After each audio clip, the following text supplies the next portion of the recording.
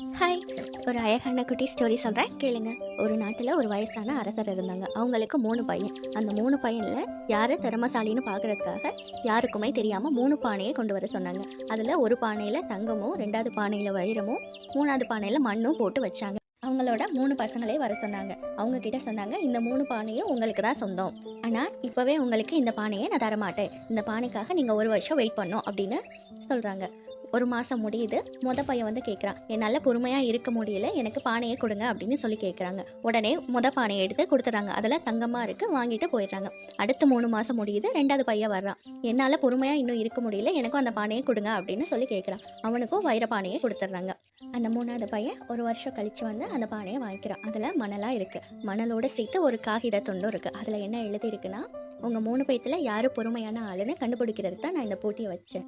அதில் நீ தான் பொறுமையான பையன்னு சொல்லி அந்த நாட்டுக்கு அந்த பையனை அரசனாக்குறாங்க. இந்த கதையில் வந்த மாதிரியே வெற்றிக்காக எவ்வளோ நாள் நீங்கள் வெயிட் பண்ணுறீங்களோ அது கிடைக்கும்போது நீங்கள் ரொம்ப சந்தோஷமாக இருப்பீங்க. ஆமாவா இல்லையான்னு கமெண்ட் பண்ணுங்கள்.